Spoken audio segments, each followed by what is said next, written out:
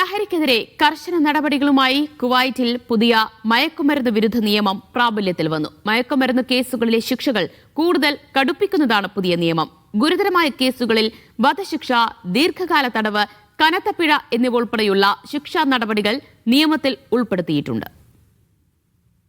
മയക്കുമരുന്നുകളുടെയും psychotropic വസ്തുക്കളുടെയും ഉപയോഗവും കടത്തും നിയന്ത്രിക്കുന്നതിനാണ് നിയമം രൂപപ്പെടുത്തിയിരിക്കുന്നത്. ശിക്ഷാ നടപടികൾക്കൊപ്പം ലഹരി പ്രതിരോധം, ചികിത്സ, പുനരധിവാസം എന്നിവയും പുതിയ നിയമത്തിന്റെ ഭാഗമാണെന്ന് അധികൃതർ വ്യക്തമാക്കി. നിയമം കർശനമായി നടപ്പാക്കുന്നതിനാവശ്യമായ എല്ലാ സംവിധാനങ്ങളും രാജ്യത്ത് ഒരുക്കിയിട്ടുണ്ടെന്നും അറിയിച്ചു.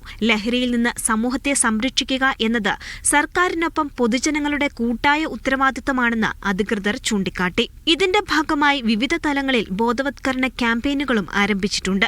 ലഹരിയുമായി ബന്ധപ്പെട്ട സംശയാസ്പദ പ്രവർത്തനങ്ങൾ ശ്രദ്ധയിൽപ്പെട്ടാൽ 112, 1884, 141 എന്നീ ഹോട്ട്ലൈനുകളിൽ വിവരമറിയിക്കണമെന്ന് ആഭ്യന്തര മന്ത്രാലയം അറിയിച്ചു. അതിനിടെ ലഹരിക്ക് അടിമപ്പെട്ടവർക്കായി പുനരധിവാസ കേന്ദ്രം സജ്ജീകരിക്കുന്നതിനായി കുവൈത്ത് ആരോഗ്യ മന്ത്രാലയവും സക്കാത്ത് ഹൌസും സഹകരണ കരാറിൽ ഒപ്പുവെച്ചു. പുനരധിവാസ ആരോഗ്യ സേവനങ്ങൾ ശക്തിപ്പെടുത്താനും സമൂഹ പങ്കാളിത്തം വർദ്ധിപ്പിക്കാനും ലക്ഷ്യമിട്ടുള്ളതാണ് കരാർ. Media 1 Kuwait.